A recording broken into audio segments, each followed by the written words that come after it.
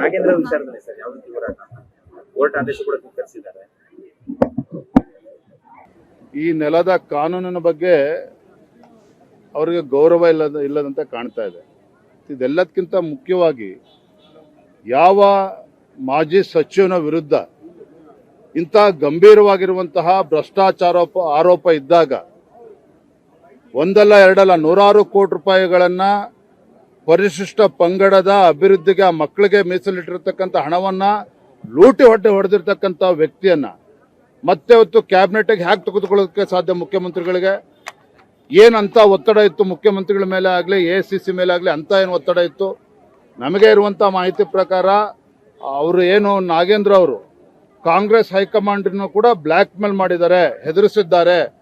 ನಾವು ಸತ್ಯವನ್ನೆಲ್ಲ ಕೂಡ ಮಾಧ್ಯಮದಿಂದ ಬಿಚ್ಚಿಡಬೇಕಾಗ್ತದೆ, ನನ್ನನ್ನು ಕ್ಯಾಬಿನೆಟ್ ತೆಗೆದುಕೊಳ್ಳದೆ ಇದ್ರೆ ಈ ರೀತಿ ಬೆದರಿಕೆ ಹಾಕಿದ್ದಾರೆ ಅನ್ನೋ ಮಾಹಿತಿ ಕೂಡ ಕಾಂಗ್ರೆಸ್ ವಲಯದಲ್ಲಿ ಚರ್ಚೆ ಆಗ್ತಾ ಇದೆ.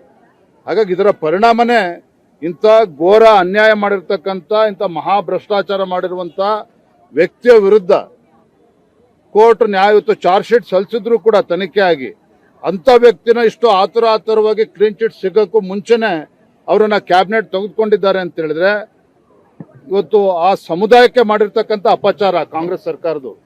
ಕಾಂಗ್ರೆಸ್ ಪಕ್ಷ ಇವತ್ತು ಪರಿಶಿಷ್ಟ ಪಂಗಡದ ಸಮುದಾಯಗಳಿಗೆ ಇವತ್ತು ಅನ್ಯಾಯ ಮಾಡಿದ್ದಾರೆ ನಾಗೇಂದ್ರ ಅವರನ್ನ ಕ್ಯಾಬಿನೆಟ್ಗೆ ತೆಗೆದುಕೊಳ್ಳುವ ಮೂಲಕ. ಹಾಗಾಗಿ ಭಾರತೀಯ ಜನತಾ ಪಾರ್ಟಿ ಸದನದ ಒಳಗಡೆನೂ ಕೂಡ ನಾವು ಹೋರಾಟವನ್ನು ಮಾಡ್ತೇವೆ, ಸದನದ ಹೊರಗಡೆ ರಾಜ್ಯಾದ್ಯಂತ ಇದ್ರ ಬಗ್ಗೆ ಹೋರಾಟವನ್ನು ಮಾಡಬೇಕು ಅಂತ ತೀರ್ಮಾನ ಮಾಡಿದ್ದೇವೆ. ಯಾವುದೇ ಕಾರಣಕ್ಕೂ ಪರಿಶಿಷ್ಟ ಪಂಗಡದಕ್ಕೆ ಅವರ ಅನ್ನವನ್ನು ಕಸ್ಕೊಂಡಿರ್ತಕ್ಕಂಥ ನಾಗೇಂದ್ರ ಅವ್ರನ್ನ ಕ್ಯಾಬಿನೆಟ್ನಲ್ಲಿ ಮುಂದುವರಿಸಬಾರದು. ಇದನ್ನು ನಾವು ಮತ್ತೆ ಆಗ್ರಹವನ್ನು ಪಡಿಸ್ತಾ ಇದ್ದೇವೆ. ಅದ್ರ ವಿರುದ್ಧ ನಾವು ಹೋರಾಟವನ್ನು ಕೂಡ ಮಾಡ್ತೇವೆ. ನಾನು ಒಬ್ಬನೇ ಉತ್ತರ ಕೊಡ್ತೀನಿ ಅಂತ ಸಿಎಂ ಹೇಳ್ತಿದ್ದಾರೆ. ಸಂಪುಟನೂ ವಿಸ್ತರಣೆ ತುಂಬಾ ತಡವಾಗಿ ಆಗಿರುವಂತದ್ದು. ಇನ್ನ ಯಾವ ಇಲಾಖೆ ಪ್ರಶ್ನೆ ಕೇಳಿದ್ರು ಸಿಎಂ ಉತ್ತರ ಕೊಡ್ತಾರೆ ಅಂದ್ರೆ ವಿಪಕ್ಷ ಯಾವ ರೀತಿ ನೋಡಿ? ಇಂಥ ಭೀಕರ ಬರಗಾಲದ ಸಂದರ್ಭದಲ್ಲಿ ಇವತ್ತು ಇನ್ನೂ ಕೂಡ ಕೃಷಿ ಸಚಿವರು ಯಾರು ಅಂತ ಗೊತ್ತಿಲ್ಲ, ಕಂದಾಯ ಸಚಿವರು ಕಾಣ್ತಾ ಇಲ್ಲ, ಇವತ್ತು ತೋಟಗಾರಿಕೆ ಸಚಿವರು ಯಾರು ಅಂತಲೂ ಕೂಡ ಗೊತ್ತಿಲ್ಲ.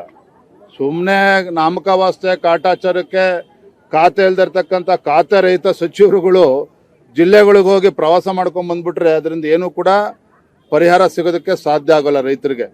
ಈ ಮುಖ್ಯಮಂತ್ರಿಗಳು ಹೋಗಿ ರಾಹುಲ್ ಗಾಂಧಿ ಮನೆ ಗೇಟ್ ಕಾಯೋ ಬದಲು ಈ ರಾಜ್ಯದ ರಿಯಲ್ ಎಸ್ಟೇಟ್ ಮುಖ್ಯಮಂತ್ರಿಗಳು DK ಶಿವಕುಮಾರ್ ಅವರು ರಾಹುಲ್ ಗಾಂಧಿ ಮನೆಯ ಗೇಟನ್ನು ಕಾಯೋ ಬದಲು ನೀವು ರಾಜ್ಯದ ಮುಖ್ಯಮಂತ್ರಿಗಳಿದ್ದೀರಿ, ಡೈಲಿಲಿ ಕುತ್ಕೊಂಡು ಮಾಡೋಂಥದ್ದು ಏನಿದೆ ಬಂದು ವಾಪಸ್ ಬೆಂಗಳೂರಿಗೆ ಬಂದು ಯಾವ್ಯಾವ ಸಚಿವರಿಗೆ ಯಾವ್ಯಾವ ಖಾತೆ ಕೊಡಬೇಕು ಅದನ್ನ ತಕ್ಷಣ ನೀವು ತೀರ್ಮಾನ ಮಾಡಿ. ಎಲ್ಲದಕ್ಕೂ ಕೂಡ ಹೋಗಿ ಡೆಲ್ಲಿಗೆ ಹೋಗಿ ಕೂತ್ಕೊಂಡ್ರೆ ರಾಜ್ಯಕ್ಕೆ ದ್ರೋಹ ಬಗಿತಾ ಇದ್ದೀರಿ ನೀವು.